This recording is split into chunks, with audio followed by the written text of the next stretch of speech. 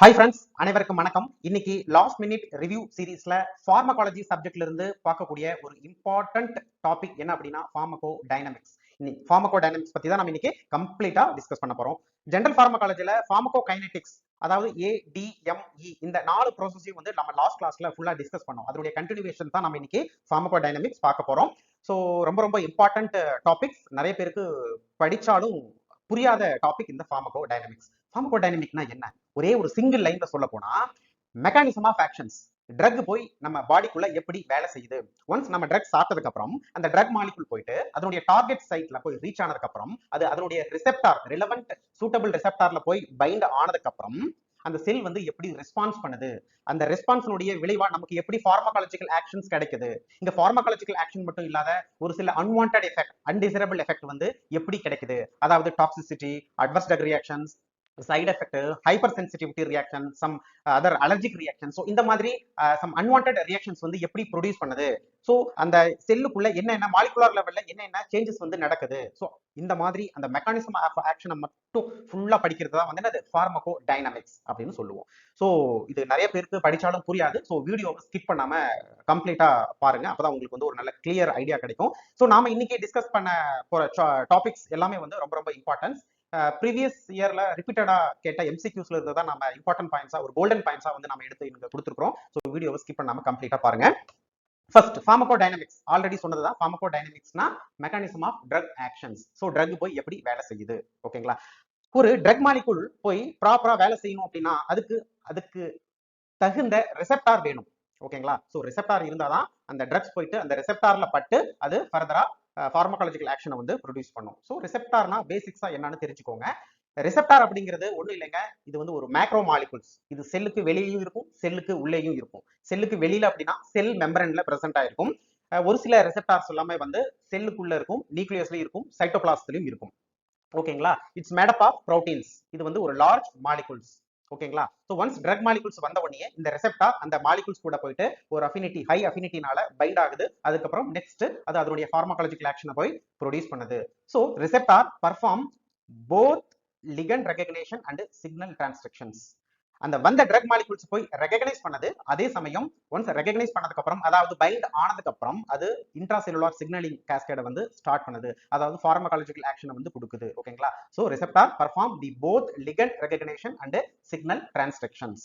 So இந்த receptor பத்தி உங்களுக்கு இன்னும் நல்ல டீடைல்டா தெரியணும் அப்படின்னா இதே ஃபார்மகாலஜி பிளேலிஸ்ட்ல வந்து நம்ம ஆல்ரெடி ரிசெப்டார் ஃபார்மகாலஜி பத்தி கம்ப்ளீட்டா டிஸ்கஸ் பண்ணிருக்கோம். சோ ரிசெப்டார்னா என்ன, சோ அதுல என்னென்ன டைப்ஸ் இருக்கு அப்படின்னு சும்மா ஒரு பேசிக் இன்ட்ரோடக்ஷன்ஸ் கொடுத்துருக்கோம். அந்த வீடியோவை பார்த்துட்டு இந்த செஷனை பாத்தீங்க அப்படின்னா உங்களுக்கு இன்னும் கிளியரா புரியும், ஓகேங்களா? ஓகே. சோ நம்ம ஆல்ரெடி சொல்லியிருக்கிறோம், கிட்டத்தட்ட ஒரு 4 முக்கியமான ரிசெப்டார் ஃபேமிலி இருக்கு. அதுல ஒரு முக்கியமான ஃபேமிலி தான் வந்து ஜி புரோட்டீன் கப்புல்ட் ரிசெப்டார் அப்படின்னு சொல்லுவோம், GPCR அப்படின்னு சொல்லுவோம், ஓகேங்களா? சோ கிட்டத்தட்ட மேக்ஸிமம் ஆஃப் த ட்ரக்ஸ் வந்து இந்த ஜி புரோட்டீன் கப்புல்ட் ரிசெப்டார்ல தான் வந்து ஒர்க் பண்ணுது, ஓகேங்களா? இது ஒரு முக்கியமான ஃபேமிலி. இந்த ஜி புரோட்டீன் கப்புல்ட் ரிசெப்டாரை வந்து மெட்டபோட்ரோபிக் ரிசெப்டார்ஸ் அப்படின்னு சொல்லுவோம். ஸோ ஏன் அப்படி சொல்றோம் அப்படிங்கறத வந்து நம்ம ஆல்ரெடி டிஸ்கஸ் பண்ணிருக்கோம். ஸோ இந்த ஜி புரோட்டீன் கப்புல்ட் ரிசெப்டார் அப்படிங்கிறது வந்து இங்க நம்ம ஃபர்ஸ்ட் மெசஞ்சர் அப்படின்னு சொல்றோம், ஓகேங்களா? அதாவது ரிசெப்டார் வந்து டைரக்டா அந்த லிகன்ஸ் கூட பைண்ட் ஆகுது இல்ல, அந்த ரிசெப்டார் எந்த ரிசெப்டாரா இருந்தாலும் சரி, அந்த ரிசெப்டாரை நம்ம காமனா என்ன சொல்றோம், ஃபர்ஸ்ட் மெசஞ்சர் அப்படின்னு சொல்றோம், ஓகேங்களா? இந்த ஜி புரோட்டீன் கப்புல்ட் ரிசெப்டார் அப்படிங்கிறது வந்து இதுக்கு இன்னொரு பேர் இருக்கு, சர்பென்டைன் ரிசெப்டார் அப்படின்னு சொல்லுவோம், அல்லது 7 பாஸ் மெம்பரேன் ரிசெப்டார் அப்படின்னு சொல்றோம், ஓகேங்களா? இது வந்து செல் மெம்பரன்ல பிரசன்ட் ஆயிருக்கும், 7 டைம்ஸ் ஃபோல்ட் ஆயிருக்கும், 3 லூப் செல்லுக்கு செல் எக்ஸ்ட்ரா செல்லுலார்ல இருக்கும், மீதி ரிமைனிங் 3 லூப் வந்து இன்ட்ரா செல்லுலார்ல இருக்கும், ஓகேங்களா? மொத்தம் 7 டைம் பாஸ் ஆயிருக்கும், ஓகேங்களா? சோ ரொம்ப ரொம்ப இம்பார்ட்டன்ட் ரிசெப்டார் இந்த ஜி புரோட்டீன் கப்புல்ட் ரிசெப்டார். இந்த G protein are so called because they bind guanine nucleotide, GDP. So signal உள்ள, அதாவது செல்லுக்குள்ள இந்த GDP கூட பைண்ட் ஆகிறதுனால நம்ம சுருக்கமா என்ன சொல்றோம், ஜி புரோட்டீன் கப்புல்ட் ரிசெப்டார் அப்படின்னு சொல்றோம், ஓகேங்களா? They are ஹெட்டிரோட்ரைமர்ஸ்.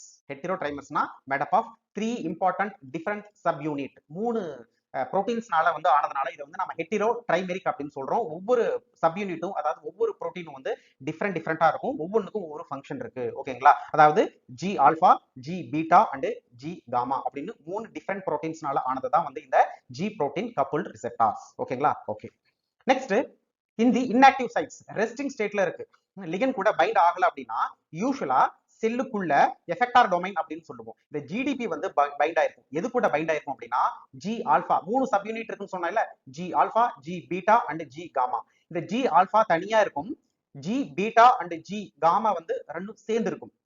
ஓகேங்களா? ஓகே, அப்போ ரெஸ்டிங் ஸ்டேட்ல இருக்கும்போது இந்த ஜிடிபி வந்து பைண்ட் ஆயிருக்கும் எது கூட, இந்த ஜி ஆல்பா சபினிட் கூட. ஓகேங்களா? ஆஃப்டர் பைண்டிங் லிகண்ட் கூட பைண்ட் ஆனதுக்கு அப்புறம், அதாவது அந்த ரிசெப்டார் வந்து ஆக்டிவேட் ஆனதுக்கு அப்புறம் அந்த ஜிடிபி வந்து என்னவா மாறும், ஜிடிபியா கன்வெர்ட் ஆகும். ஓகேங்களா? இது வந்து அடிக்கடி கேட்கக்கூடியது, 1 மார்க்ல நோட் பண்ணிக்கோங்க. Okay, next GTP activate G alpha causing it to disassociate from G beta and G gamma which remain linked as a dimer. Once அந்த ரிசெப்டார் வந்து லிகன்ஸ் கூட பைண்ட் ஆனதுக்கு அப்புறம் ஜிடிபி என்னவாகுது, ஜிடிபியா மாறுது. ஓகேங்களா? ஒன்ஸ் ஜிடிபியா கன்வெர்ட் ஆனதுக்கு அப்புறம் அந்த ஜி ஆல்பா வந்து என்ன பண்ணுது, G beta and G gamma வந்து தனியா செப்பரேட்டா பிரிச்சு விட்டுருது. ஓகேங்களா? இது ரொம்ப ரொம்ப இம்பார்ட்டன்ட், அடிக்கடி கேட்கக்கூடியது. அதுக்கப்புறம் நெக்ஸ்ட் வந்து ஜி ஆல்பா அது அதனுடைய ஃபார்மகாலஜிக்கல் ஆக்ஷனை ப்ரொடியூஸ் பண்ணுது. அதுக்கப்புறம் G beta and G gamma complex அது அதனுடைய ஃபார்மகாலஜிக்கல் ஆக்டிவிட்டியை வந்து ப்ரொடியூஸ் பண்ணுது. ஸோ இது எல்லாமே வந்து நாம இண்டிவிஜுவலா டிஸ்கஸ் பண்ணலாம் ஃபார்மகாலஜில. ஓகே, இது ஒரு இம்பார்ட்டன்ட் பாயிண்ட்ஸ். நெக்ஸ்ட் இங்க பாருங்க, GS and GQ are stimulatory whereas G inhibitory of G protein. இந்த G protein coupled receptorல 3 முக்கியமான சப் ஃபேமிலிஸ் இருக்கு. என்ன அப்படின்னா G stimulatory GS, GQ and GI. இந்த GS உம் GQ வந்து ஸ்டிமுலேட்டரி ஆக்டிவிட்டி இருக்கு, GI அதாவது I அப்படின்னா இன்ஹிபிட்டரி ஆக்டிவிட்டி இருக்கு. ஓகேங்களா? அப்போ G புரோட்டீன்ல வந்து 3 முக்கியமான சப் யூனிட் புரோட்டீன் இருக்கு, GS and GQ. இந்த GS GQ வந்து ஸ்டிமுலேட்டரி ஆக்டிவிட்டியும், GI அப்படிங்கிறது இன்ஹிபிட்டரி ஆக்டிவிட்டியும் ப்ரொடியூஸ் பண்ணும். ஓகேங்களா? ஓகே, இது important points. Next activated GS. Okay, இப்போ லிகண்ட் ட்ரக் மாலிகூல்ஸ் வந்து பைண்ட் ஆயிருச்சு, ஜி புரோட்டீன் அதாவது GS அப்படிங்கிற புரோட்டீன் வந்து ஆக்டிவேட் ஆயிருச்சு. இது எப்படி போய் உள்ள வேலை செய்யும் அப்படிங்கறத வந்து சிம்பிளா ஒரு மெக்கானிசம் ஆஃப் ஆக்ஷனா பார்க்கலாம். இதுல இருந்து எப்படி क्वेश्चंस கேட்டாலும் உங்களால ஆன்சர் பண்ணிட முடியும். ஒன்ஸ் GS ஆக்டிவேட் ஆயிருச்சுனா என்ன ஆகும்னாங்க, அடினைலைல் சைக்ளேஸ் அப்படிங்கிற என்சைம் வந்து செல் மெம்பரேன்ல பிரசன்ட் ஆயிருக்கும். ஓகேங்களா? இந்த GS அப்படிங்கிறது அடினைலைல் சைக்ளேஸை போய் ஆக்டிவேட் பண்ணி விட்டுரும், அந்த என்சைமை போய் ஆக்டிவேட் பண்ணி விட்டுரும். ஓகேங்களா? அப்போ அந்த ஆக்டிவேட் ஆன அந்த அடினைலைல் சைக்ளேஸ் என்சைம் என்ன பண்ணும் அப்படின்னா, ஏடிபியை சைக்ளிக் ஏஎம்பியா கன்வெர்ட் பண்ணி விட்டுரும், அடினோசைன் ட்ரைபாஸ்பேட்டை சைக்ளிக் அடினோசைன் மோனோபாஸ்பேட்டா கன்வெர்ட் பண்ணி விட்டுரும். ஓகேங்களா? சோ இந்த சைக்ளிக் அடினோசைன் மோனோபாஸ்பேட் வந்து ஆக்டிவேட் ஆயிரும். ஆக்டிவேட் ஆனதுக்கு அப்புறம் என்ன பண்ணும் அப்படின்னா, இந்த புரோட்டீன் கைனேஸ் அப்படிங்கிற என்சைமை வந்து பாஸ்போரைலேட் பண்ணி விட்டுரும், அதாவது பாஸ்பேட் மாலிகூல்ஸ் போய் ஆட் பண்ணி விட்டுரும், அதாவது இந்த பாஸ்போ கைனேஸ் அப்படிங்கிற புரோட்டீனை போய் ஆக்டிவேட் பண்ணி விட்டுரும். சோ அதை தான் நம்ம சுருக்கமா என்ன சொல்றோம், PKA புரோட்டீன்ஸ் அப்படின்னு சொல்றோம். எதுக்கு வந்தது அப்படின்னா, இங்க பாருங்க, இது வந்து அடினைலைல் சைக்ளேஸ் அப்படிங்கிற என்சைம்னால ஆக்டிவேட் ஆனதுனால இது வந்து PKA அப்படின்னு சொல்றோம். ஓகேங்களா? இது வந்து one of the enzyme phosphokinase A. இந்த நெக்ஸ்ட் ஆக்டிவேட் ஆன பாஸ்போரைலேட் ஆன அந்த பாஸ்போகைனேஸ் A வந்து என்ன பண்ணும் அப்படின்னா, ஃபர்தரா பார்மகாலஜிக்கல் ஆக்ஷனை வந்து ப்ரொடியூஸ் பண்ணும், டிஃப்ரெண்ட் வேல ப்ரொடியூஸ் பண்ணும். ஓகேங்களா? ஒன்னு இந்த செல் மெம்பரன்ல புதுசா அந்த அயன் சேனலை போய் இம்ப்ளான்ட் பண்ணும், அல்லது ஆல்ரெடி இருக்கிற அயன் சேனலை போய் ஓபன் பண்ணும், அல்லது ஆல்ரெடி இருக்கிற அந்த க்ளோஸ்டு ஸ்டேட்ல இருக்கிற அயன் சேனலை போய் ஓபன் பண்ணும், அல்லது வந்து டிரான்ஸ்கிரிப்ஷன் அண்ட் டிரான்ஸ்லேஷன் ஃபேக்டரை வந்து ப்ரொடியூஸ் பண்ணும். அதனால new amino acid and new proteins and new enzyme வந்து ஃபார்ம் ஆகும். ஸோ இந்த மாதிரி டிஃப்ரெண்ட் வேல அது அதனுடைய பார்மகாலஜிக்கல் ஆக்ஷனை வந்து ப்ரொடியூஸ் பண்ணும். ஓகேங்களா? ஓகே, நெக்ஸ்ட் வந்துங்க GQ அப்படிங்கிற ஒரு புரோட்டீன் பார்த்தோம், G புரோட்டீன் கப்புள் ரிசெப்டார்ல GQ பார்த்தோம். இது எப்படி வேலை செய்யும் அப்படின்னா, இந்த ஆக்டிவேட் ஆன GQங்கிறது பாஸ்போலைபேஸ் C அப்படிங்கிற என்சைமை போய் ஸ்டிமுலேட் பண்ணி விட்டுரும். இந்த PLC அப்படின்னு சொல்லுவோம். இந்த PLC எங்க இருக்கும் அப்படின்னா, செல் மெம்பரன்ல இருக்கும், பாஸ்போலிபிட் பைலேயர்ல இருக்கும். ஓகேங்களா? ஒன்ஸ் ஆக்டிவேட் ஆன அந்த பாஸ்போலைபேஸ் C அப்படிங்கிற என்சைம் என்ன பண்ணும் அப்படின்னா, செல் மெம்பரன்ல இருக்கிற PIP2 பாஸ்பேட்டடைல் ஐனோசிட்டால் டைபாஸ்பேட் அப்படின்னு சொல்லுவோம், பாஸ்பேட்டடைல் ஐனோசிட்டால் டைபாஸ்பேட், இத போய் என்ன பண்ணும், டிஸ்டர்ப் பண்ணி நம்ம இதை வந்து ரெண்டா கிளீவ் பண்ணும், ரெண்டா பிரிக்கும். என்ன எப்படி பிரியும் அப்படின்னா, IP3 ஆவும் DAG ஆவும் கன்வெர்ட் பண்ணும், ஐனோசிட்டால் ட்ரைபாஸ்பேட் ஆவும் டை அசைல் கிளைசரல் ஆவும் கன்வெர்ட் பண்ணி விட்டுரும். ஓகேங்களா? நெக்ஸ்ட் இந்த IP3 என்ன பண்ணும் அப்படின்னா, இன்ட்ராசெல்லுலார் கால்சியம் கான்சென்ட்ரேஷனை வந்து இன்க்ரீஸ் பண்ணி விட்டுரும். ஸோ ஆல்ரெடி வந்து இந்த கால்சியம் வந்து எண்டோபிளாஸ்மிக் ரெட்டிகுலம்ல வந்து ஸ்டோர்ட் ஆயிருக்கும். ஓகேங்களா? இந்த IP3 போய் என்ன பண்ணும், எண்டோபிளாஸ்மிக் ரெட்டிகுலம் போய் அதுல இருக்கிற அதனுடைய சேனல்ல போய் பைண்ட் ஆனதுக்கு அப்புறம் அந்த உள்ள இருக்கிற அந்த கால்சியம் எல்லாமே வந்து வெளியில வரும். அப்போ சைட்டோபிளாஸ்மிக் கான்சென்ட்ரேஷன் லெவல் வந்து அதிகமாகும். அதே சமயம் இன்னொன்னு ப்ராடக்ட் என்ன, அது டை அசைல் கிளைசரால், இது போய் என்ன பண்ணும் அப்படின்னா, அந்த பாஸ்போகைனேஸ் C அப்படிங்கிற என்சைமை போய் ஆக்டிவேட் பண்ணி விட்டுரும். ஓகேங்களா? சோ ஓவராலா செல்லுக்குள்ள கால்சியம் கான்சென்ட்ரேஷன் லெவல் வந்து அதிகமாகும். சோ அதனால அந்த செல் வந்து டீபோலரைஸ் ஆகும். சோ அதனால நமக்கு வந்து பார்மகாலஜிக்கல் ஆக்ஷனை வந்து ப்ரொடியூஸ் பண்ணும். ஓகேங்களா? சோ இது வந்து ஒரு முக்கியமான ஆக்ஷன், எதனுடையது, GPCR அதனுடைய ரிசெப்டார்னுடையது. ஓகேங்களா? Okay, next G alpha contain GTPase.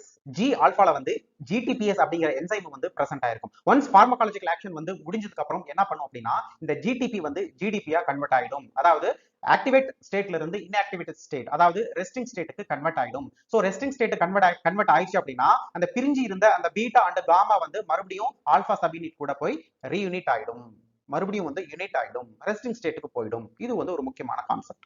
Okay, next. So நம்ம ஃபர்ஸ்ட் மெசேஞ்சர்னு என்ன சொன்னோம்? காமனா ரிசெப்டாரை வந்து ஃபர்ஸ்ட் மெசேஞ்சர்னு சொன்னோம். அப்போ செகண்ட் மெசேஞ்சர் என்ன அப்படின்னா இங்க பாருங்க நம்ம ஆல்ரெடி பார்த்தோம் இந்த டை அசைல் கிளைசரால்ஸ். ஒன்ஸ் வந்து என்சைம் ஆக்டிவேட் ஆன என்சைம் என்ன பண்ணும், உள்ள இன்ட்ராசெல்லுலார் செகண்ட் மெசேஞ்சர் லெவலை வந்து இன்க்ரீஸ் பண்ணுது. ஸோ இங்க என்னென்ன பார்த்தோம்? டைஅசைல் கிளைசரால் பார்த்தோம், அப்புறம் அயனோசிட்டால் ட்ரைபாஸ்பேட், அதுக்கப்புறம் பாஸ்பேட்டடைல் ஐனோசிட்டால், ஓகேங்களா? அதுக்கப்புறம் வந்து சைக்ளிக் அடினோசைன் மோனோபாஸ்பேட் சிஏஎம்பி பார்த்தோம். அதுக்கப்புறம் சிஜிஎம்பி, இது வந்து ஒரு முக்கியமான செகண்ட் மெசேஞ்சர்ஸ். அதுக்கப்புறம் நைட்ரிக் ஆக்சைடு, கார்பன் மோனாக்சைடு, இது எல்லாமே வந்து நம்ம செகண்ட் மெசேஞ்சர்ஸ் அப்படின்னு சொல்லுவோம். ஸோ இதுல இருந்து கொஸ்டின்ஸ் கேட்க வாய்ப்பு இருக்கு. ஸோ இதுல 4 ஆப்ஷன்ஸ்ல வந்து எது செகண்ட் மெசேஞ்சர் அப்படின்னு கேட்பாங்க. ஓகேங்களா? ஓகே. நெக்ஸ்ட் வந்து steroid hormones R lipid soluble and act on cytoplasmic receptor after crossing sell plasma membrane. நம்ம ஆல்ரெடி சொன்னோம் ரெசெப்டார் வந்து செல் மெம்பரன்லயும் இருக்கும், அதே மாதிரி ரிசெப்டார் செல்லுக்குள்ளேயும் இருக்கும். ஸோ எந்தெந்த ட்ரக் மாலிகூல்ஸ் எல்லாமே வந்து செல் மெம்பரனை தாண்டி செல்லுக்குள்ள போக முடியலையோ அது எல்லாமே வந்து அந்த செல் சர்ஃபேஸ் மேல இருக்கிற ரிசெப்டார்ல பைண்ட் ஆகும். யூஸ்வலா எந்தெந்த ட்ரக் மாலிகூல்ஸ் எல்லாமே வந்து ஈஸியா செல் மெம்பரனை கிராஸ் பண்ணும்? Highly lipid soluble steroids derivatives எல்லாமே வந்து செல் மெம்பரனை ஈஸியா கிராஸ் பண்ணும். அப்போ ஸ்டீராய்டு ஹார்மோன்ஸ், ஓகேங்களா? அதுக்கப்புறம் T3, T4, அதுக்கப்புறம் ஸ்டீராய்டு டெரிவேட்டிவ்ஸ் 6 ஹார்மோன்ஸ், அதுக்கப்புறம் வைட்டமின் D3, அதுக்கப்புறம் அதாவது லிபிட் சாலிபிள் வைட்டமின்ஸ், இது எல்லாமே வந்து ஹைலி செல் மெம்பரனை வந்து ஈஸியா கிராஸ் பண்ணும். சோ இது எல்லாமே வந்து சைட்டோபிளாஸ்மிக் செல்லுக்குள்ள இருக்கிற ரிசெப்டார், அதாவது நியூக்ளியர் ரிசெப்டார்ல போய் பைண்ட் ஆகும். ஓகேங்களா? ஓகே, இது வந்து ஒரு important concept.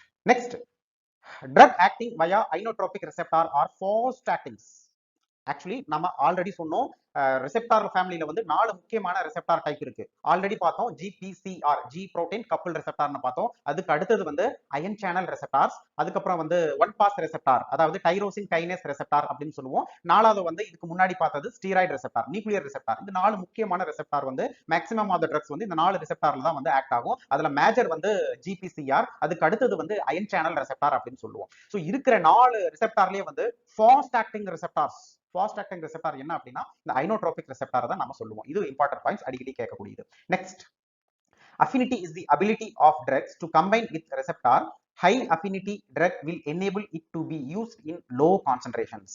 So drug molecules வந்து ரெசெப்டார்ல படுது அப்படின்னா அது எப்படி படுது, எப்படி பைண்ட் ஆகுது? அந்த ரிசெப்டார் கூட ஹை அஃபினிட்டி இருக்கணும், அந்த பைண்டிங் கேப்பபிலிட்டி இருக்கணும். ஓகேங்களா? அந்த பைண்டிங் கேப்பபிலிட்டி இருந்தா மட்டும்தான் அந்த ரிசெப்டார் வந்து அது நெக்ஸ்ட் லெவல்ல போய் ஃபர்தரா மூவ் பண்ணும், பார்மகாலஜிக்கல் ஆக்ஷனை வந்து ப்ரொடியூஸ் பண்ணும். அப்போ ட்ரக் மாலிகூல் வந்து அந்த ரிசெப்டார் கூட ஹை அஃபினிட்டி பைண்டிங் கேப்பபிலிட்டி இருக்கணும். இங்க பாருங்க, high affinity drug will enable it to be used in low concentration. So எந்த அளவுக்கு ஹை அஃபினிட்டி இருக்கோ அந்த ட்ரக் மாலிகூல் ஈவன் லோ கான்சென்ட்ரேஷன்ல கூட ஹை எஃபிகசியை வந்து ப்ரொடியூஸ் பண்ணும் அப்படிங்கறத சொல்ல வர்றாங்க. ஓகேங்களா? Okay. Next, orphan drug is drugs used for rare disease. Orphan ட்ரக்ஸ்னா என்னன்னு சிம்பிளா ஒன் லைன்ல கேட்பாங்க. இட்ஸ் நத்திங் பட் ரொம்ப ரேர் டிசீஸ்க்காக யூஸ் பண்ணக்கூடிய ட்ரக்ஸ் தான் வந்து நம்ம ஆர்ஃபன் ட்ரக்ஸ் அப்படின்னு சொல்றோம். ஓகே. நெக்ஸ்ட், பிளாசிபோ அப்படின்னா என்ன? பிளாசிபோ ட்ரக்ஸ்னா என்ன? இது வந்து ஒரு dummy medications, just dummy drugs given to control group. இது வந்து எந்த ஒரு பார்மகாலஜிக்கல் ஆக்ஷன் வந்து ப்ரொடியூஸ் பண்ணாது. இது ஒரு டம்மி ட்ரக். இது ஒரு கண்ட்ரோல் குரூப்புக்கு வந்து நாம ஸ்டடி பண்ணும்போது ஒரு கண்ட்ரோல் குரூப்புக்கு வந்து பண்ணுவோம். அதே போல இந்த பிளாசிபோ ட்ரீட்மெண்ட் வந்து ஒரு சில கண்டிஷன்ஸ்ல டாக்டர்ஸ் வந்து கொடுப்பாங்க. ஒரு சைக்காலஜிக்கலா பேஷன்ஸ் வந்து ஒரு சில பர்டிகுலர் ட்ரக்ஸ் வந்து டிபெண்ட் ஆயிட்டாங்க அப்படின்னா அவங்களுக்கு வந்து ஒரு கவுன்சிலிங் கொடுத்து ஒரு டம்மி ட்ரக் கொடுப்பாங்க. ஓகே. ஸோ பேஷன்ஸ் வந்து இது வந்து ஒரிஜினல் ட்ரக் அப்படின்னு நம்பி அவங்க சாப்பிடும்போது ஒரு சைக்காலஜிக்கலா அவங்க வந்து ஒரு வெல் பீயிங், அவங்களுக்கு வந்து இந்த ட்ரக் நாம சாப்பிட்டோம், இது போய் நல்ல வேலை செய்யுது அப்படின்னு வந்து ஒரு சைக்காலஜிக்கலா அவங்களுக்கு மனசுக்குள்ள ஒரு தாட் இருக்கும்போது அவங்களுக்கு வந்து ஒரு சிஎன்எஸ்ல இருந்து ஒரு சில நிறைய மெக்கானிசம்ஸ் இன்வால்வ் ஆகிட்டு உங்களுக்கு வந்து ஒரு பார்மகாலஜிக்கல் ஆக்ஷனை வந்து ப்ரொடியூஸ் பண்ணும். ஓகேங்களா?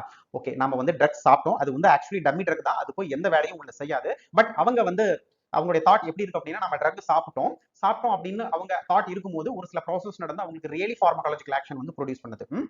சப்போ பிளாசிபோனா என்ன அப்படின்னா இது வந்து ஒரு டம்மி ட்ரக். ஓகே.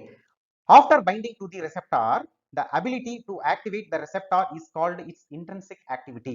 Once அந்த drug molecule அதனுடைய relevant particular target receptorல போய் bind ஆனதுக்கு அப்புறம் அது அதனுடைய pharmacological activity வந்து produce பண்ணுது. இதை நாம எப்படி சொல்றோம் அப்படின்னா it will produce intrinsic activity. Intrinsic ஆக்டிவிட்டினா தான் வந்து அதனுடைய அவுட்புட்டை தான் நம்ம இன்ட்ரென்சிக் ஆக்டிவிட்டி அப்படின்னு சொல்றோம். ஓகேங்களா? அதனுடைய அவுட்புட் எப்படி வேணாலும் இருக்கலாம். பாருங்க, it varies from -1 to 0 to 1. அதாவது இது வந்து எகோனிஸ்ட் ஆக்டிவிட்டியும் ப்ரொடியூஸ் பண்ணலாம், அல்லது ஆன்டகோனிஸ்ட் ஆக்டிவிட்டியும் ப்ரொடியூஸ் பண்ணலாம், அல்லது இன்வெர்ஸ் டு அகோனிஸ்ட் ஆக்டிவிட்டியும் ப்ரொடியூஸ் பண்ணலாம். ஓகேங்களா? சோ ஒன்ஸ் அந்த ட்ரக் மாலிகுல் போய் ரிசெப்டார் கூட பைண்ட் ஆகுது, அதாவது ஹை அஃபினிட்டி இருக்கு. ஒன்ஸ் ஹை அஃபினிட்டி இருக்கிறதுனால இது வந்து எல்லாமே பார்மகாலஜிக்கல் ஆக்ஷன் ப்ரொடியூஸ் பண்ணுமா, எல்லாமே பாசிட்டிவ் எஃபெக்ட் ப்ரொடியூஸ் பண்ணுமா அப்படின்னா ப்ரொடியூஸ் பண்ணாது. ஒரு சில நேரம் எகோனிஸ்ட் ப்ரொடியூஸ் பண்ணும், பாசிட்டிவ் ஆக்ஷன் ப்ரொடியூஸ் பண்ணும். அப்போ வந்து நமக்கு +1 அப்படின்னு சொல்லுவோம். ஓகேங்களா? ஒரு சில நேரம் அஃபினிட்டி இருக்கும், ஆனா இன்ட்ரென்சிக் ஆக்டிவிட்டி இருக்காது. Please note it, it's very very important concept. Affinity இருக்கக்கூடிய எல்லா ட்ரக் மாலிகூல்ஸும் வந்து இன்ட்ரென்சிக் ஆக்டிவிட்டி இருக்கணும்னா அப்படிங்கிறது அவசியம் இல்லை, இருக்குமா அப்படிங்கிறதும் சொல்ல முடியாது. ஓகேங்களா? இது வந்து ஹை அஃபினிட்டி இருக்கு, அதனால அகோனிஸ்ட் ஆக்டிவிட்டி ப்ரொடியூஸ் பண்ணுது அப்படின்னா நம்ம வந்து கன்ஃபார்மா சொல்ல முடியாது. அது ஆன்டகோனிஸ்ட் ஆக்டிவிட்டி கூட ப்ரொடியூஸ் பண்ணலாம், அல்லது இன்வெர்ஸ் அகோனிஸ்ட் ஆக்டிவிட்டியை கூட ப்ரொடியூஸ் பண்ணலாம். சோ அதை தான் சொல்ல வர்றாங்க. ஒன்ஸ் வந்து அஃபினிட்டி ட்ரக் மாலிகூல்ஸ் வந்து இந்த ரிசெப்டார்ல கூட பைண்ட் ஆனதுக்கு அப்புறம் அது இன்ட்ரென்சிக் ஆக்டிவிட்டியை ப்ரொடியூஸ் பண்ணுது, அதாவது பார்மகாலஜிக்கல் ஆக்டிவிட்டியை வந்து ப்ரொடியூஸ் பண்ணுது. அது பிளஸ்ஸாவும் இருக்கலாம், மைனஸாவும் இருக்கலாம், ஜீரோவாவும் இருக்கலாம். ஓகேங்களா? சோ இங்க பாருங்க, agonist is having affinity with intrinsic activity is +1. ஓகேங்களா? ஒரு எகோனிஸ்ட் ஆக்டிவிட்டி ப்ரொடியூஸ் பண்ணுது அப்படின்னா அது +1 அப்படின்னு சொல்லுவோம், அதனுடைய intrinsic activity. Okay, next, a partial agonist has high affinity but low intrinsic activity. இங்க partial agonist அப்படிங்கிற டேர்ம் இருக்கு. அப்ப partial agonist என்ன அப்படின்னா அஃபினிட்டி இருக்கு பட் இன்ட்ரின்சிக் ஆக்டிவிட்டி கம்மியா இருக்கு. ஓகேங்களா? இதுக்கு தான் partial agonist அர்த்தம். இன்ட்ரின்சிக் ஆக்டிவிட்டி கம்மியா இருக்கும் பட் அஃபினிட்டி இருக்கும். This is called partial agonist. Next, an antagonist has affinity but no intrinsic activity. நான் ஆல்ரெடி சொன்னது போல அஃபினிட்டி இருக்கக்கூடியது எல்லாமே வந்து பார்மகாலஜிக்கல் ஆக்டிவிட்டி ப்ரொடியூஸ் பண்ணுமானா அப்படின்னா பண்ணாது. ஓகேங்களா? சில நேரம் ஆன்டகோனிஸ்ட் ஆக்டிவிட்டி கூட ப்ரொடியூஸ் பண்ணும். இதுல பாருங்க, நோ இன்ட்ரின்சிக் ஆக்டிவிட்டி இஸ் 0 அப்படின்னு சொல்லுவோம். Intrinsic activity is 0. ஓகே, இதுவும் important concept. Okay, true statement regarding inverse agonist. ஒரு சில நேரம் இன்வெர்ஸ் ஏகோனிஸ்ட்னா என்னன்னு கேட்பாங்க. The true statement regarding inverse agonist is bind to receptor கூட பைண்ட் ஆகும். ஓகே, அஃபினிட்டி இருக்கு and cause opposite actions. Agonist ஆக்டிவிட்டிக்கு அப்படியே ஆப்போசிட், அதாவது ஆன்டகோனிஸ்ட் ஆக்டிவிட்டி ப்ரொடியூஸ் பண்ணாது, எகோனிஸ்ட் என்னவோ அதுக்கு அப்படியே ஆப்போசிட் ஆக்ஷனை ப்ரொடியூஸ் பண்ணும். இதுக்கு பேர் தான் வந்து இன்வெர்ஸ் ஏகோனிஸ்ட். இதனுடைய இன்ட்ரின்சிக் ஆக்டிவிட்டி என்ன அப்படின்னா -1. இந்த இன்வெர்ஸ் ஏகோனிஸ்டினுடைய இன்ட்ரின்சிக் ஆக்டிவிட்டி என்னது? -1. ஏகோனிஸ்டினுடைய இன்ட்ரின்சிக் ஆக்டிவிட்டி என்னது? +1. ஆன்டகோனிஸ்ட் ஆக்டிவிட்டினுடைய இன்ட்ரின்சிக் ஆக்டிவிட்டி என்னது? 0. இது மட்டும் மனசுல வச்சுக்கோங்க. Okay okay, next, drug efficacy refers to maximal intensity of response. The drug efficacy na enna? Drug efficacy refers to the maximal intensity of the response that can be produced by the drugs. Drug efficacy அப்படின்னா maximum அதனுடைய response என்ன, அதுதான் drug efficacy அப்படின்னு சொல்லுவோம். Next, when two different chemicals act on two different receptor and their response is opposite to each other on the same cell, this is called physiological antagonisms. Antagonismsல நிறைய type இருக்கு. physiological antagonisms and chemical antagonisms and pharmacological antagonisms. இந்த மாதிரி 3 different type of antagonism இருக்கு. இங்க questions நமக்கு எப்படி கேட்பாங்க அப்படின்னா, சிம்பிளா क्वेश्चंस கேட்டு இது which type of antagonism கேட்பாங்க, அல்லது physiological antagonismனா என்னன்னு கேட்பாங்க. இத கொஞ்சம் நல்லா நோட் பண்ணிக்கோங்க. இங்க பாருங்க, physiological antagonism என்ன அப்படின்னா, two different chemicals, ரெண்டு different chemicals act on two different receptor. ஒரே செல்லு தான், ஆனா ஒரே செல்லுல ரெண்டு டிஃபரெண்ட் ரிசெப்டார்ல போய் பைண்ட் ஆகுது. பைண்ட் ஆகிறதுடைய விளைவு வந்து நமக்கு ஆப்போசிட் ஆக்ஷன்ஸ் கிடைக்குது. ஒரே செல்லு ரெண்டு ரிசெப்டார், ஆப்போசிட் ஆக்ஷன் கிடைக்குது. அதனால இதுக்கு பேரு physiological antagonism. Please note it, கேர்ஃபுல்லா படிங்க. நெக்ஸ்ட், பார்மகாலஜிக்கல் ஆன்டகோனிசம்னா என்ன? பார்மகாலஜிக்கல் ஆன்டகோனிஸ்ட் அப்படின்னா ப்ரொடியூஸ்ட் ஆப்போசிட் ஆக்ஷன், அதே ஆப்போசிட் ஆக்ஷன் ப்ரொடியூஸ் பண்ணுது by binding to same receptor. அதே ரிசெப்டார்ல போட்டி, ஒரே ரிசெப்டார்ல ரெண்டு கெமிக்கலுக்கும் போட்டிங்க, ஏ பி அப்படிங்கிற ரெண்டு ட்ரக்கும் கொடுக்குறோம். அந்த ரெண்டு ட்ரக்குமே வந்து ஒரே ரிசெப்டார்ல அஃபினிட்டி இருக்கு, பைண்டிங் கேப்பபிலிட்டி இருக்கு. இப்போ ரெண்டுக்கும் போட்டி நடக்குது. ஏ அப்படிங்கிறது பி அப்படிங்கறத பிளாக் பண்ணுது, அல்லது பி அப்படிங்கிறது ஏங்கிறத பிளாக் பண்ணுது. சோ அப்ப அங்க வந்து ரெண்டுக்கும் நடுவுல வந்து ஒரு காம்படிஷன்ஸ் நடக்குது. ஓகேங்களா? இதை தான் நம்ம என்ன சொல்றோம்? பார்மகாலஜிக்கல் ஆன்டகோனிஸ்ட் அப்படின்னு சொல்றோம். ஓகேங்களா? ஓகே, சேம் ரிசெப்டார்ல பைண்ட் ஆச்சு அப்படின்னா பார்மகாலஜிக்கல் antagonist. Next, KM, மிக்கேலிஸ் Menten constant அப்படின்னு சொல்லுவோம். சுருக்கமா கேஎம் அப்படின்னு சொல்லுவோம். அப்படின்னா என்னன்னு கேட்பாங்க. அப்படின்னா is calculated as the amount of substrate required. அதாவது substrateனா என்ன? இங்க drug molecules, amount of substrate required to produce half of the maximal velocity. so டோட்டலா எவ்வளவு velocity drug action இருக்கோ அதனுடைய half தான் வந்து நாம என்ன சொல்றோம் இங்க km அப்படின்னு சொல்றோம். Michaelis Menten constant, Michaelis Menten constant, and is calculated as the amount of substrate required to produce half of the maximal velocity. whereas Vmax அப்படின்னா என்ன அப்படின்னா, Vmax is the maximum reaction velocity. so Vmax அப்படிங்கிறது maximum velocity of the reactions, Km அப்படிங்கிறது half of the amount of substrate required to maximal velocity. So total வெலாசிட்டியில இருந்து half rate of reactions நடக்கிறதுக்கு நமக்கு எவ்வளவு சப்ஸ்ட்ரேட் தேவைப்படுது, எவ்வளவு drug molecule தேவைப்படுது அப்படிங்கிறது தான் வந்து நம்ம கேஎம் அல்லது மிக்காலஸ் மென்டன் கான்ஸ்டன்ட் அப்படின்னு சொல்லுவோம். ஓகேங்களா? ஸோ இதுல இருந்து அடிக்கடி ப்ரீவியஸ் இயர்ஸ்ல வந்து கொஸ்டின்ஸ் கேட்டிருக்காங்க. Okay, next competitive antagonism. Antagonism பார்த்தோம். ஆன்டகோனிசம்னா என்னன்னு பார்த்தோம். ஆன்டகோனிசம்னா என்ன? ஒரு ட்ரக் ரிசெப்டார்ல பைண்ட் ஆகுது, அஃபினிட்டிலாம் இருக்கு, பட் எகோனிஸ்ட் அப்படியே பிளாக் பண்ணுது. எகோனிஸ்ட் செய்யக்கூடிய வேலையை வந்து போய் பிளாக் பண்ணுது. ஃபார் எக்ஸாம்பிள் அட்ரினலின், அது அதனுடைய ரிசெப்டார்ல போய் பைண்ட் ஆகுது. அதாவது alpha receptor and beta receptor, sorry alpha and beta ரிசெப்டார்ல போய் பைண்ட் ஆகுது. ஓகே, அது அதனுடைய வேலையை செய்யுது. ஃபார் எக்ஸாம்பிள் ஹார்ட் ரேட்டை இன்க்ரீஸ் பண்ணுதுன்னு வச்சுக்கோங்களேன். பட் ஆன்டகோனிசம் அப்படியே போகுது. ஆல்பா ரிசெப்டார்ல அஃபினிட்டி இருக்கு, பீட்டா ரிசெப்டார்லயும் பைண்ட் ஆகுது, பட் அட்ரினலின் செய்யக்கூடிய வேலையை அப்படியே போய் பிளாக் பண்ணிடும். அதுக்காக தான் அதை வந்து நம்ம ஆன்டகோனிசம் அப்படின்னு சொல்றோம். அப்ப காம்படிட்டிவ் ஆன்டகோனிசம்னா என்ன? Competitive antagonism is an inhibitor bind to active site of the enzyme and it result in increase in Km. Km increase பண்ணுது. அப்போ சப்ஸ்ட்ரேட் லெவல் வந்து நமக்கு நிறைய தேவைப்படுது. அப்போ நமக்கு வந்து அந்த டிசைட் ஃபார்மகாலஜிக்கல் ஆக்ஷன், அந்த மேக்ஸிமல் ஃபார்மகாலஜிக்கல் எஃபெக்ட் கிடைக்கிறதுக்கு வந்து நமக்கு Km இங்க இன்க்ரீஸ் ஆகுது, சப்ஸ்ட்ரேட் லெவல் வந்து இன்க்ரீஸ் ஆகுது. ஸோ இதை பேஸ் பண்ணியும் கொஸ்டின்ஸ் கேட்க வாய்ப்பு இருக்கு. அப்போ காம்படிட்டிவ் ஆன்டகோனிசம்ல வந்து Km வந்து இன்க்ரீஸ் ஆகுது, but does not affect the Vmax. ஓகேங்களா? Note it, important point. Next non competitive inhibitions. Non competitive inhibitions அப்படின்னா என்ன? அப்படின்னா it binds to different site of enzymes. ஒரே என்சைம்ல டிஃபரண்ட் சைட், அதை வந்து நம்ம காமனா என்ன சொல்றோம்? It's known as a allosteric site அப்படின்னு சொல்லுவோம். ஓகே, ஒரே என்சைம்ல ஒரு ட்ரக் மாலிகுலோ ஒரு சப்ஸ்டேட்டோ ஒரே என்சைம்ல டிஃபரண்ட் சைட்ல ஆக்ட் ஆகுது அப்படின்னா allosteric site அப்படின்னு சொல்லுவோம். ஓகேங்களா? அந்த என்சைமை இன்ஹிபிட் பண்ணுது அப்படின்னா அதுக்கு வந்து நான் காம்படிட்டிவ் இன்ஹிபிஷன்ஸ் அப்படின்னு சொல்லுவோம். So inhibitions cannot be overcome by increasing the dose of substrate. Please note it. சப்ஸ்டேட்னுடைய கான்சன்ட்ரேஷனை வந்து இன்க்ரீஸ் பண்றதுனால இந்த இன்ஹிபிஷனை வந்து நாம தடுக்க முடியாது. ஸோ அதனால it result in decrease Vmax but does not affect Km. இது வந்து ஒரு இம்பார்ட்டன்ட் கான்செப்ட். இந்த கான்செப்ட் வந்து நம்ம என்சைம்லயும் படிச்சிருப்போம் பயோகெமிஸ்ட்ரியில. இது வந்து ட்ரக் ஆக்ஷன்லயும் வந்து நமக்கு இங்க அப்ளிகபிள் ஆகுது. ஏன் அப்படின்னா சப்ஸ்டேட், இங்க ட்ரக் அப்படிங்கிறது சப்ஸ்டேட். ஓகேங்களா? ஒரு காமனா ஒரு சப்ஸ்டேட் ஒரு என்சைம் கூட பைண்ட் ஆயிட்டு நமக்கு வந்து ஒரு ப்ராடக்ட் கிடைக்குது. ஸோ இங்க என்சைம் வந்து ரிசெப்டார்னு வச்சுக்கோங்களேன். அப்போ சப்ஸ்டேட் அப்படிங்கிறது இங்க என்னது அப்படின்னா ட்ரக். ஸோ அதனால இந்த கான்செப்டை நம்ம இங்க படிச்சே ஆகணும். Okay okay, next ED50. ED50னா என்ன அப்படின்னா ஒரு ட்ரக் புதுசா கண்டுபிடிக்கிறோம் அல்லது ஒரு எக்ஸிஸ்டிங் ட்ரக்ஸ் ஆல்ரெடி மார்க்கெட்ல இருக்கு. அப்போ ED50னா என்ன அப்படின்னா இப்போ ட்ரக் வந்து ஒரு பர்டிகுலர் டோஸ்ல கொடுக்குறோம், எஃபெக்டிவ் டோஸ் ஒரு பர்டிகுலர் டோஸ்ல கொடுக்குறோம். இப்போ ஒரு 100 சப்ஜெக்ட் கொடுக்குறோம், ஒரு 100 அனிமல் கொடுக்குறோம் அல்லது வந்து ஒரு 100 ஹியூமன் பீயிங்க்கு கொடுக்குறோம். ரிசர்ச் பண்றோம், ரிசர்ச்ல இன்வால்வ் பண்றோம். ஆஸ் ஃபார்மசிஸ்ட் நம்ம வந்து ரிசர்ச்ல ஈடுபடுறோம். ஒரு புதுசா ஒரு ட்ரக் கண்டுபிடிக்கிறோம். கொஞ்சம் கொஞ்சமா வந்து நம்ம டோஸ் வந்து அந்த ஒரு சப்ஜெக்ட்டுக்கு ஒரு 100 சப்ஜெக்ட் கொடுத்துட்டே வரோம்னு வச்சுக்கோங்களேன்.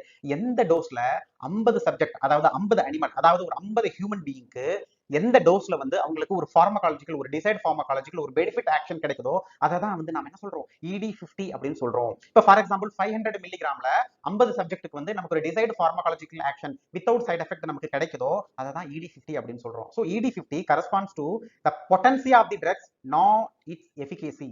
இப்போ ED50னா என்ன அப்படின்னா அதனுடைய பொட்டன்சியை தான் வந்து நமக்கு இங்க ரிஃப்ளெக்ட் பண்ணுது, நாட் இட்ஸ் எஃபிகேசி. எஃபிகேசியை வந்து எக்ஸ்பிளைன் பண்ணல, அதனுடைய இன்ட்ரின்சிக் ஆக்டிவிட்டியை வந்து சொல்லல, அதனுடைய பொட்டன்சியை தான் வந்து நமக்கு இங்க சொல்லுது. பொட்டன்சி வேற, எஃபிகேசி வேற, இன்ட்ரின்சிக் ஆக்டிவிட்டி வேற. ஸோ இந்த மூணையும் டிஃபரன்ஷியேட் பண்ணி கொஸ்டின்ஸ் கேட்பாங்க, மாட்டிக்காதீங்க. Potency is different, efficacy is different, intrinsic activity is different. ஓகேங்களா? Okay. So therapeutic index. Therapeutic இண்டெக்ஸ்னா என்ன? சுருக்கமா TI அப்படின்னு சொல்லுவோம். ஸோ தெரபியூட்டிக் இண்டெக்ஸ் அப்படின்னா ஒன்றும் இல்லை, LD50 ED50க்கு உள்ள ரேஷியோ தான் வந்து என்ன சொல்லுவோம்? தெரபியூட்டிக் இண்டெக்ஸ் அப்படின்னு சொல்லுவோம். அதாவது LD50 by ED50. ஸோ ED50னா என்னன்னு பார்த்தோம். LD50னா என்ன? LDனா என்ன? லீதல் டோஸ், டாக்ஸிக் டோஸ். அப்போ நம்ம ஒரு 100 சப்ஜெக்ட்டுக்கு ட்ரக் கொடுக்குறோம். எந்த டோஸ்ல எந்த கான்சென்ட்ரேஷன்ஸ்ல வந்து கிட்டத்தட்ட ஒரு 50 சப்ஜெக்ட்டுக்கு டாக்ஸிக் எஃபெக்ட் ப்ரொடியூஸ் பண்ணுதோ அல்லது ஒரு 50 சப்ஜெக்ட் வந்து டெத் ஆகுதோ, ஒரு 50 சப்ஜெக்ட் ஒரு 50 அனிமல்ஸ் வந்து ஒரு ஹைலி டாக்ஸிக் எஃபெக்ட் ப்ரொடியூஸ் பண்ணதோ அதை தான் வந்து என்ன சொல்றோம்? லீதல் டோஸ் 50 அப்படின்னு சொல்றோம். ஃபார் எக்ஸாம்பிள் 500ல 50 அனிமல்ஸ் வந்து பெனிஃபிட் கிடைச்சது. இப்போ நம்ம டோஸ் இன்க்ரீஸ் பண்ணிட்டே வரோம். ஒரு 2000 மில்லிகிராம் கொடுக்குறோம்னு வச்சுக்கோங்களேன். அதாவது அந்த 2 கிராம்ல தான் வந்து கிட்டத்தட்ட 50 அனிமல் டெத் ஆயிடுச்சுன்னு வச்சுக்கோங்களேன். அப்போ லீதல் டோஸ் வந்து 2000 மில்லிகிராம் அப்படின்னு நாம ஃபிக்ஸ் பண்ணுவோம். ஓகேங்களா? இந்த ரெண்டுக்கும் உள்ள ரேஷியோவை தான் நம்ம என்ன சொல்றோம்? தெரபியூட்டிக் இண்டெக்ஸ் அப்படின்னு சொல்லுவோம். இங்க இன்னொரு விஷயம் நல்லா கவனிங்க. நம்ம கொடுக்கக்கூடிய டோஸ், நம்ம கொடுக்கக்கூடிய அந்த பொட்டன்சி, நம்ம கொடுக்கக்கூடிய ட்ரக் வந்து எப்படி பெனிஃபிட்டா இருக்கணும் அப்படின்னா எப்படி பெனிஃபிட்டா இருக்கணும்னா ED99 எஃபெக்டிவ் டோஸ் நம்ம கொடுக்கக்கூடியது 99 அனிமல்ஸும் வந்து நமக்கு எஃபெக்டிவ் ஃபார்மகாலஜிக்கல் ஆக்ஷனை வந்து ப்ரொடியூஸ் பண்ணணும். அதே போல LD1 அதுல ஏதோ ஒரு அனிமல்ஸ் மட்டும் தான் வந்து டாக்ஸிசிட்டியை ப்ரொடியூஸ் பண்ணணும் அல்லது லீதல் எஃபெக்ட் அல்லது டெத்தை வந்து ப்ரொடியூஸ் பண்ணணும். அந்த மாதிரி நம்ம டோஸை கொடுக்கணும். இதுதான் வந்து எஃபெக்டிவ் டோஸ். ஓகேங்களா? புரியுதா? அதாவது நம்ம டோஸ் எப்படி இருக்கணும்? In between to ED99 to LD1. ED99 to LD1. It's very very important concept, note பண்ணிக்கோங்க. Okay. Next, therapeutic index is a measure of safety only, margin of safety only. The therapeutic index is a measure of safety. அப்ப ED50 ங்கிறது it's measure of potency of the drugs, not its efficacy. But therapeutic index calculation, இந்த therapeutic index அப்படிங்கிறது நமக்கு ஒரு value கிடைக்கும்ல, it measure safety. Margin of சேஃப்டியை வந்து measure பண்றதா வந்து தெரபியூட்டிக் இண்டெக்ஸ். இதுல இருந்தும் அடிக்கடி கொஸ்டின்ஸ் கேட்பாங்க. இந்த ரெண்டு கொஸ்டின்ஸ் வந்து யூஸ்வலா அடிக்கடி கேட்கறாங்க, நோட் பண்ணிக்கோங்க. ஓகேங்களா? Okay. Plasma drug monitoring is done for drug with low safety margin. Low safety margin அப்படின்னா என்ன? தெரபியூட்டிக் இண்டெக்ஸ்ல இருந்து நமக்கு ஒரு வேல்யூ கிடைக்கும். அந்த வேல்யூ வச்சு நம்மளால சொல்லிட முடியும் இது வந்து என்னது லோ சேஃப்டி மார்ஜினா அப்படின்னு, அல்லது என்னது மார்ஜின் எந்த அளவுக்கு இருக்கு, ஹை மார்ஜினா லோ சேஃப்டி மார்ஜினா அப்படின்னு நம்மளால சொல்லிட முடியும். ஸோ எந்தெந்த ட்ரக் எல்லாமே வந்து ஹைலி பொட்டன்சி, எந்தெந்த ட்ரக் எல்லாமே வந்து ஹைலி லீதல் டோஸ் ப்ரொடியூஸ் பண்ணுது, எந்தெந்த ட்ரக் எல்லாமே வந்து லோ சேஃப்டி மார்ஜினை ப்ரொடியூஸ் பண்ணுதோ அந்த ட்ரக் எல்லாமே வந்து நாம கண்டிப்பா தெரபியூட்டிக் ட்ரக் மானிட்டரிங் பண்ணணும். அதாவது அப்பப்போ வந்து பீரியாடிக்கலா வந்து பிளாஸ்மால எந்த அளவுக்கு ட்ரக் கான்சன்ட்ரேஷன்ஸ் இருக்குது அப்படிங்கிறத நம்ம மானிட்டர் பண்ணிட்டே இருக்கணும், எவால்வேட் பண்ணிட்டே இருக்கணும். ஏன் அப்படின்னா டாக்ஸிசிட்டி ப்ரொடியூஸ் பண்ண நிறைய வாய்ப்பு இருக்கு. ஏன் அப்படின்னா லோ சேஃப்டி மார்ஜின் ட்ரக்ஸ், அது எல்லாமே வந்து low safety margin drugs. Okay. Next, when therapeutic effect decline both below and above narrow range of dose, a drug is said to be therapeutic window phenomenon. therapeutic window phenomenon அப்படிங்கிற ஒரு concept இருக்குங்க.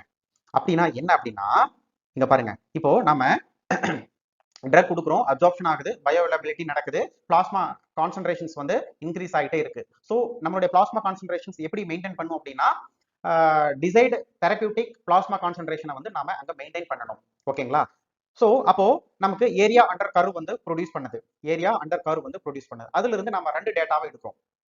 என்னென்ன எடுக்கிறோம் அப்படின்னா, ஒரு therapeutic ஆக்ஷனை produce பண்றதுக்கு low எவ்வளோ, maximum therapeutic concentration produce பண்றதுக்கு டோஸ் எவ்வளோ ரீச் ஆகுது, அதுக்கு மேல ரீச் ஆச்சு அப்படின்னா டாக்ஸிக் எஃபெக்டை ப்ரொடியூஸ் பண்ணும்.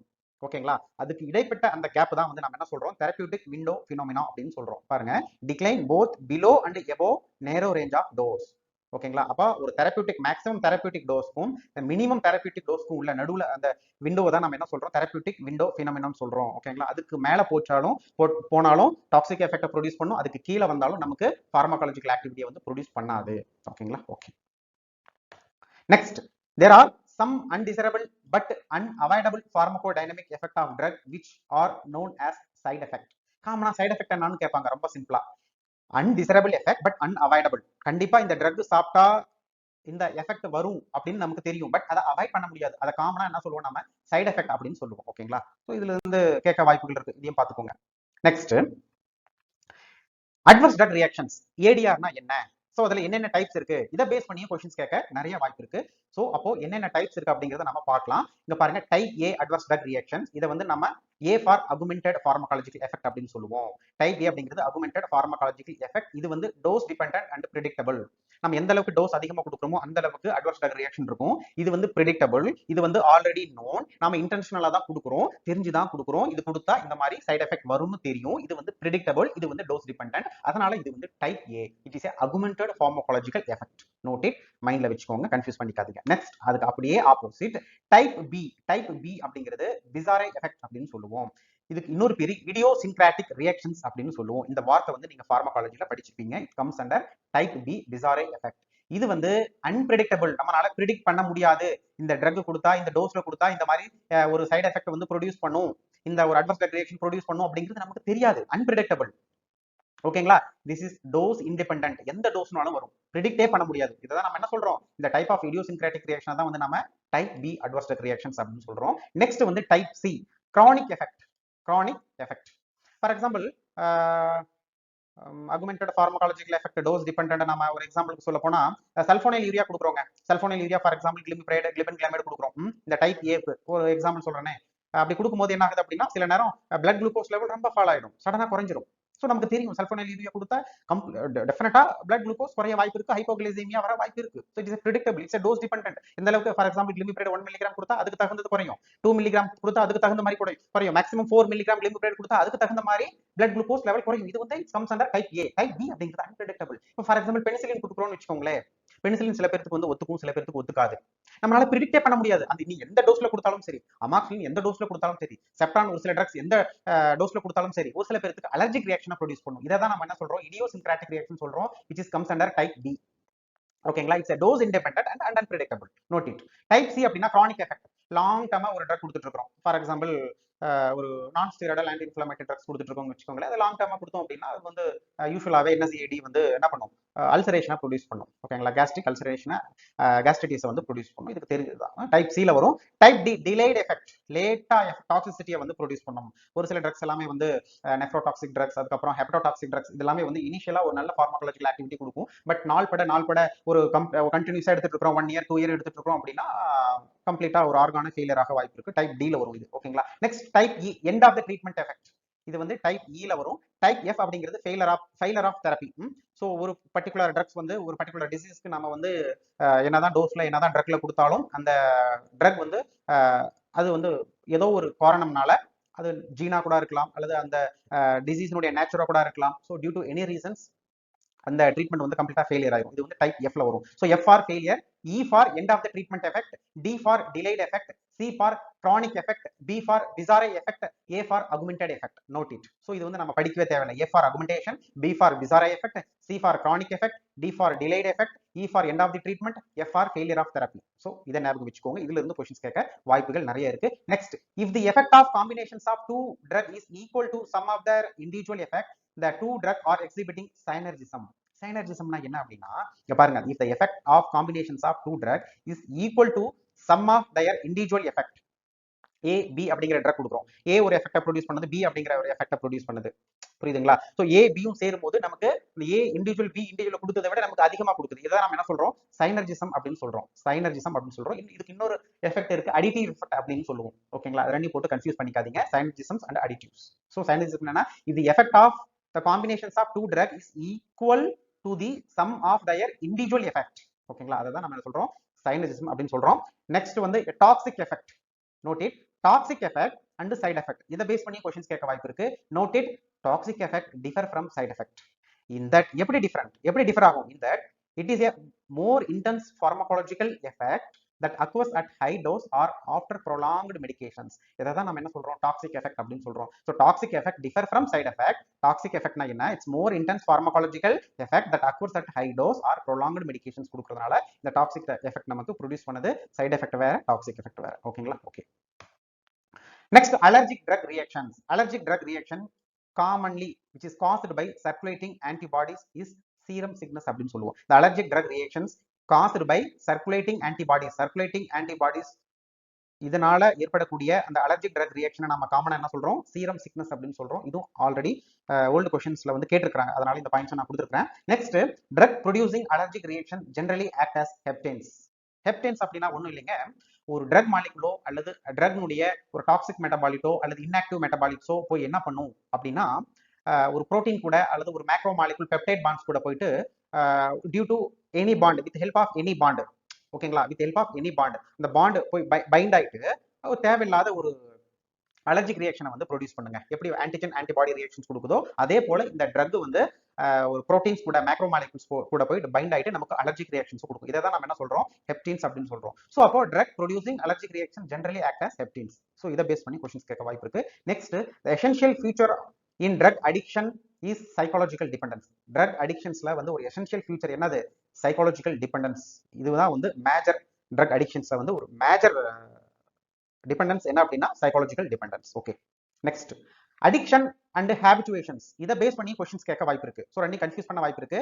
Addiction and habituations differ from each others in the degree of attendant psychological dependence. எந்த அளவுக்கு சைக்காலஜிக்கல் டிபெண்டன்ஸா இருக்கிறாங்க அதை பொறுத்து அடிக்ஷனும் ஹேபிச்சுவேஷனும் வந்து நமக்கு டிஃபர் ஆகும். ஸோ அடிக்ஷன் வேற, ஹேபிச்சுவேஷன்ஸ் வேற, ரெண்டும் சைக்காலஜிக்கல் டிபெண்டன்ஸ் தான். பட் அதனுடைய டிகிரி ஆஃப் அட்டெண்டன்ட் பொறுத்து இருக்கு. ஓகேங்களா, ஸோ இதுவும் வந்து important concept. Next, drug abuse. Drug abuse commonly seen in repeated self administrations of morphine to derive euphoria. ஈஃபோரியானா என்ன அப்படின்னு நம்ம ஆல்ரெடி டிஸ்கஸ் பண்ணிருக்கிறோம். வெல்பீயிங், ஒன்ஸ் பேஷன்ஸ் மார்பின் ஓபியாய்ட் ட்ரக்ஸ் சாப்பிட்டதுக்கு அப்புறம் அவங்க வந்து ஒரு நல்ல ஒரு ஃபீல் பண்ணுவாங்க, அவங்க வந்து ஒரு வெல்பீயிங்கா ஹாப்பியா ஃபீல் பண்ணுவாங்க, அதான் ஈஃபோரியா அப்படின்னு சொல்லுவோம். ஸோ எந்தெந்த ட்ரக்ஸ் எல்லாமே வந்து இந்த ஈஃபோரியா ஆக்டிவிட்டி ப்ரொடியூஸ் பண்ணதோ, எஃபெக்ட் ப்ரொடியூஸ் பண்ணதோ, அந்த ட்ரக்ஸ் வந்து காமனா வந்து ரிப்பீட்டடா வந்து பேஷன்ஸ் வந்து எடுத்துட்டே இருப்பாங்க. அதான் நம்ம வந்து ட்ரக் அபியூஸ் அப்படின்னு சொல்லுவோம். காமனா இந்த ட்ரக் அபியூஸ் வந்து இந்த மார்பின் ஓபியாய்ட் ட்ரக்ஸ்ல தான் வந்து அதிகமா நடக்கும். ஸோ பெயின் வந்து குயிக்கா ரிலீவ் ஆகும், அவங்க வந்து ஒரு ஈஃபோரியா எஃபெக்ட் வந்து கிடைக்கும், அவங்களுக்கு வந்து ஒரு ஹாப்பினஸ் கிடைக்கும். ஸோ அந்த ஒரு காரணத்தினால அவங்க செல்ஃப் மெடிகேஷனா ரிப்பீட்டடா அந்த பேஷன்ஸ் வந்து எடுத்துட்டே இருப்பாங்க. அதை வந்து நம்ம காமனா ட்ரக் அபியூஸ் அப்படிங்கிற டேர்ம் யூஸ் பண்ணுவோம். ஓகேங்களா? ஸோ இதையும் இதுல இருந்து அடிக்கடி கொஸ்டின்ஸ் கேட்பாங்க. Next, adaptive neuro psychological changes. இங்க பாருங்க, adaptive neuro psychological changes. Drug வந்து அடிக்ஷன் ஆயிட்டாங்க அப்படின்னா அவங்களுக்கு வந்து பாருங்க அடாப்டிவ் நியூரோ சைக்காலஜிக்கல் சேஞ்சஸ் நடக்குது. Produced by repeated administrations of drugs. கண்டினியூஸா ட்ரக்ஸ் வந்து ரிப்பீட்டடா எடுத்துட்டே இருக்காங்க அப்படின்னா நியூரோலாஜிக்கல் சேஞ்சஸ்ல வந்து அவங்க அடாப்ட் ஆகுது. So which result in appearance of characteristics withdrawal syndrome. Once அந்த ட்ரக் வந்து ரிப்பீட்டடா எடுத்துட்டு இருக்காங்க, அவங்க ஒன்ஸ் அந்த ட்ரக்கை விட்டுட்டாங்க அப்படின்னா அவங்களுக்கு வந்து அந்த வித்ட்ரால் சிண்ட்ரோம் வரும். ஆன் டிஸ்கண்டினியூஷன்ஸ், அந்த ட்ரக்கை விட்டுட்டாங்க அப்படின்னா அந்த ட்ரக் விடுறதுனால ஒரு சில சைடு எஃபெக்ட் வந்து அவங்களுக்கு கண்டினியூ ஆகும். அதாவது நம்ம வித்ட்ரால் சிண்ட்ரோம் அப்படின்னு சொல்றோம். Of the drug is called physical dependence அப்படின்னு சொல்லுவோம். அப்போ பிசிக்கல் டிபெண்டன்ஸ்னா என்ன அப்படிங்கிறதையும் கொஸ்டின்ஸ் கேட்க வாய்ப்பு இருக்கு. ஓகேங்களா? பிசிக்கல் டிபெண்டன்ஸ்னா ஒன்றும் இல்லை, it's adaptive neuro physiological changes. ஒரு பேஷண்ட்ஸ் கண்டினியூஸா வந்து ட்ரக் ரிப்பீட்டடா எடுத்துட்டே இருக்கிறாங்க, சைக்காலஜிக்கலா அவங்களுக்கு வந்து அந்த மைண்ட்ல அடாப்ட் ஆயிடும், நியூரோ பிசியாலஜிக்கல் சேஞ்சஸ் வந்து நடக்கும். அந்த நியூரோ பிசியாலஜிக்கல் சேஞ்சஸ் நடக்கிறதுனால ஒரு கட்டத்துல அந்த ட்ரக் அவங்க விட்டுட்டாங்க அப்படின்னா ஸோ அதனால அவங்களுக்கு வந்து ஒரு சில எஃபெக்ட் வந்து ப்ரொடியூஸ் பண்ணும். அதை தான் நம்ம வித்ட்ரால் சிண்ட்ரோம் அப்படின்னு சொல்றோம். அந்த ட்ரக் விட்டதுக்கு அப்புறம் வித்ட்ரால் சிண்ட்ரோம் வந்து ப்ரொடியூஸ் பண்ணும். இது எதுக்கு கீழே வருது அப்படின்னா பிசிக்கல் டிபெண்டன்ஸ் கீழே வருது. அதை தான் சொல்ல வர்றாங்க. ஓகேங்களா? ஓகே. Next, pharmacovigilance. ஃபார்மகோ விஜிலன்ஸ்னா என்ன அப்படிங்கிறது உங்களுக்கு எல்லாருக்கும் தெரியும். இது வந்து ஒரு programme. Pharmacovigilance monitoring is drug safety. சிம்பிளா ஃபார்மகோ விஜிலன்ஸ்னா என்னன்னு கேட்பாங்க. ஃபார்மகோ விஜிலன்ஸ் அப்படிங்கிறது வந்து ஒரு ட்ரக், நியூவர் ட்ரக் வந்து ஒரு மார்க்கெட்ல விடுறாங்க. அந்த விட்ட அந்த நியூவர் ட்ரக் அது எந்த அளவுக்கு சேஃப்டியா இருக்கு, வேற ஏதாவது டாக்ஸிசிட்டி ப்ரொடியூஸ் பண்ணதா, வேற ஏதாவது அட்வர்ஸ் ட்ரக் ரியாக்ஷன்ஸ் ப்ரொடியூஸ் பண்ணதா, சப்போஸ் ப்ரொடியூஸ் பண்ணிச்சுன்னா எந்த type of adverse reaction, ADR ஏவா, பியா, சியா, அல்லது வேற ஏதாவது ஆர்கான் ஃபெயிலியர் ப்ரொடியூஸ் பண்ணதா, அல்லது வேற ஏதாவது common side effect, unavoidable common side effect produce பண்ணதா அப்படின்னு ஒரு ட்ரக் வந்து மார்க்கெட்ல ரிலீஸ் பண்ணதுக்கு அப்புறம், அதாவது கிளினிக்கல் ட்ரையல் ஃபேஸ் 4 ஸ்டடிக்கு அப்புறம் போஸ்ட் மார்க்கெட்டிங் சர்வேலன்ஸ் அப்படின்னு சொல்லுவோம். ஸோ மார்க்கெட்ல ரிலீஸ் பண்ணதுக்கு அப்புறம் பண்ற அந்த ஸ்டடி ரிகார்டிங் ட்ரக் சேஃப்டிக்காக பண்ணக்கூடிய அந்த ஸ்டடியை தான் நம்ம என்ன சொல்றோம், ஃபார்மகோ விஜிலன்ஸ் அப்படின்னு சொல்றோம். Okay. Next, good clinical practice GCP. இந்த guidelines it's not required in preclinical studies. Preclinical studies அப்படின்னா கிளினிக்கல் ட்ரையல் பண்றதுக்கு முன்னாடி அனிமல்ஸ்க்கு கொடுத்து பார்ப்போம். ஸோ அதனுடைய ஃபார்மகோகைனடிக், வேற ஏதாவது டாக்ஸிசிட்டி ப்ரொடியூஸ் பண்ணதா, டோஸை வந்து ஃபிக்ஸ் பண்றது, ஸோ இந்த எல்லா ஆக்டிவிட்டிஸும் வந்து ஹியூமன் கொடுக்கறதுக்கு முன்னாடி அனிமல்ஸ்ல கொடுத்து பார்ப்போம். புரியுதுங்களா? ஸோ அதான் ப்ரீ கிளினிக்கல் ஸ்டடின்னு சொல்லுவோம். இதுக்கு வந்து குட் கிளினிக்கல் ப்ராக்டிஸ் வந்து தேவைப்படாது. And which is required for clinical trials. இந்த ஜிசிபி வந்து கிளினிக்கல் ட்ரையல்ஸ்க்கு வந்து ரெக்வயர்மெண்ட். இதை பேஸ் பண்ணி கேட்க வாய்ப்பு இருக்கு. Next, ethical clearance. Ethical clearance வந்து ப்ரீ கிளினிக்கல் ஸ்டடிக்கு வந்து அனிமல் எத்திக்கல் கிளியரன்ஸ் வேணும், human ethical clearance for human ட்ரையலுக்கு வேணும், கிளினிக்கல் ட்ரையலுக்கு வேணும். So ethical clearance is must. Ethical clearance is not required for phase 4 of clinical trial of drugs. Please note it. Clinical ட்ரையல்ஸ்ல 4 face இருக்கு. phase 1, phase 2, phase 3 and phase 4. இதெல்லாமே வந்து நம்ம இண்டிவிஜுவலா ஃபார்மகாலஜிக்கல discuss பண்ணலாம். phase 4 அப்படிங்கிறது போஸ்ட் மார்க்கெட்டிங் சர்வேலன்ஸ். இந்த post marketing சர்வேலன்ஸ்க்கு வந்து ethical clearance வந்து தேவையில்லை. இது வந்து அடிக்கடி கேட்கக்கூடியதான். Next, the aim of post marketing study is safety and comparisons with other medicines. Okay. இப்போ ஒரு கேட்டகரியில டிஃபரெண்ட் ட்ரக்ஸ் விடுறோம் மார்க்கெட்ல. ஃபார் எக்ஸாம்பிள் ஆஞ்சியோடென்சின் இன்ஹிபிட்டார்ஸ் எடுத்துக்கோங்களேன். ஃபர்ஸ்ட் இனிஷியலா நமக்கு கேப்டோப்ரில் வந்துச்சு, அதுக்கப்புறம் எனால்பிரில், ராமிப்ரில், பெரிண்டோப்ரில், இன்னைக்கு நிறைய பிரில் மார்க்கெட்ல வருது. இப்போ ஒரு டிஃபரெண்ட் பிரில் வந்து மார்க்கெட்ல விடுறாங்கன்னு வச்சுக்கோங்களேன். ஆல்ரெடி ஒரு 4 ட்ரக் மார்க்கெட்ல ரன் ஆயிட்டு இருக்கு, சூப்பரா இருக்கு. எனால்பிரில், பெரிண்டோப்ரில், லிசனோப்ரில், ராமிப்ரில் வச்சுக்கோங்களேன். வேற ஏதாவது பிரில் வந்து அடிஷனலா மார்க்கெட்ல வருது அப்படின்னா இந்த phase 4 அதாவது போஸ்ட் மார்க்கெட்டிங் சர்வேலன்ஸ்ல ஒரு பக்கம் சேஃப்டியும் பார்ப்பாங்க, அதே சமயம் அந்த விட்ட நியூ பிரில் ட்ரக் வந்து ஆல்ரெடி எக்ஸிஸ்டிங் ட்ரக்ஸ் கூட கம்பேரிசன்ஸ் பண்ணி பார்ப்பாங்க. சேஃப்டிலையும் சரி, ஃபார்மகாலஜிக்கல் ஆக்டிவிட்டிலையும் சரி, அதனுடைய பொட்டன்சியலையும் சரி, அதனுடைய எஃபிகேசியும் சரி, எந்த அளவுக்கு பெனிஃபிட்டா இருக்கா இல்லையா, அல்லது அந்த 4 ட்ரக்கோட கம்பேர் பண்ணி பார்க்கும்போது இதனுடைய பெனிஃபிட் வந்து கம்மியா இருக்கு. எப்படி பெனிஃபிட் கம்மியா இருக்கு அப்படின்னா அதனுடைய டாக்ஸிசிட்டி அதிகமா இருக்கு, தேவையில்லாத ஒரு அட்வர்ஸ் ட்ரக் ரியாக்ஷன் வந்து ப்ரொடியூஸ் பண்ணுது, இது வந்து அன்பிரடிக்டபிளா இருக்கு அப்படின்னு ஒரு கட்டத்துல என்ன பண்ணுவாங்க, அந்த ட்ரக் வந்து வித்ட்ரா பண்ணிடுவாங்க. ஸோ அப்ப அந்த ட்ரக் வித்ட்ரா பண்ணணுமா பண்ணக்கூடாதாங்கிறது வந்து ஆல்ரெடி மார்க்கெட்ல எக்ஸிஸ்டிங் ட்ரக் கூட வந்து கம்பேரிசன்ஸ் பண்ணி பார்ப்பாங்க. So for both safety and comparisons, இது ரெண்டுமே வந்து இம்பார்ட்டன்ட் இந்த phase 4 கிளினிக்கல் ட்ரையல். ஓகேங்களா? ஓகே. இது வந்து இம்பார்ட்டன்ட் கான்செப்ட். நெக்ஸ்ட், ஃபார்மகோஜெனடிக்ஸ். ஃபார்மகோஜெனடிக்ஸ்னா என்னன்னு நம்ம ஒரு டிஃப்ரெண்ட் சாப்டர்ல கம்ப்ளீட்டா டிஸ்கஸ் பண்ணலாம். அப்படின்னா என்ன? Associated with identifications of difference in drug response or metabolisms as a function of genetic background. இப்போ ஒவ்வொரு ட்ரக்கும் வந்து ஒரு பர்டிகுலர் ரேசஸ், ஒரு பர்டிகுலர் ஹியூமன் பீங்ஸ் வந்து ஒரு பர்டிகுலர் ஃபார்மகாலஜிக்கல் ஆக்டிவிட்டியை வந்து ப்ரொடியூஸ் பண்ணும். ஒரு ட்ரக் சேம் டோஸ்ல எல்லாருக்கும் ஒரே இன்ட்ரென்சிக் ஆக்டிவிட்டி, ஒரே ஃபார்மகாலஜிக்கல் ஆக்டிவிட்டி ப்ரொடியூஸ் பண்ணுமானா அப்படின்னா பண்ணாது. ஒவ்வொருத்தருக்கும் ஒவ்வொரு ஜெனட்டிக்கல், ஒவ்வொருக்கும் ஒரு ஜீன் இருக்கும். ஓகேங்களா? ஒவ்வொருத்தருக்கும் ஒரு டிஃப்ரெண்ட் டைப் ஆஃப் டிஎன்ஏ இருக்கும், ஒவ்வொருத்தருக்கும் ஒரு மெட்டபாலிசிங் கெப்பாசிட்டி இருக்கும், ஒவ்வொருத்தருக்கும் ஒரு பர்டிகுலர் மெட்டபாலிசிங் என்சைம் வந்து கம்மியா இருக்கும் அல்லது அதிகமா இருக்கும். ஸோ இதெல்லாமே வந்து ஜீன் பொறுத்து இருக்கு. ஸோ இந்த மாதிரி ஒவ்வொருத்தருக்கும் ஒவ்வொரு அந்த ட்ரக் ஃபார்மகாலஜிக்கல் ஆக்ஷன் மாறுபடுது இல்ல, அந்த அந்த மாறுபட்ட அந்த ஃபார்மகாலஜிக்கல் ஆக்டிவிட்டி, அந்த மாறுபட்ட அந்த ட்ரக் மெட்டபாலிசம்ஸ் பத்தி படிக்கிறது தான் வந்து என்னது ஃபார்மகோஜெனடிக்ஸ் அப்படின்னு சொல்லுவோம். ஓகேங்களா? ஸோ ஓகே ஃப்ரெண்ட்ஸ், ஸோ இன்னைக்கு நாம ஃபார்மகோடைனமிக்ஸ்னா என்ன, ஸோ இந்த ஃபார்மகோடைனமிக்ஸ்ல இருந்து ரிப்பீட்டடா எந்த கான்செப்ட்ல இருந்து அவங்க அதிகமா கொஸ்டின்ஸ் கேட்கறாங்க அப்படிங்கறத வந்து நம்ம இன்னைக்கு கிளியரா டிஸ்கஸ் பண்ணோம். இன்னைக்கு வீடியோ உங்களுக்கு புரிஞ்சிருக்கும்னு நினைக்கிறேன். ஸோ நீங்க ஃபார்மகாலஜியை வந்து நல்ல தெளிவா புரிஞ்சு படிங்க. புரிஞ்சு படிச்சா மட்டும்தான் அவங்க எப்படி கொஸ்டின்ஸ் கேட்டாலும் உங்களால ஈஸியா ஆன்சர் பண்ணிட முடியும். வாழ்த்துக்கள், நன்றி.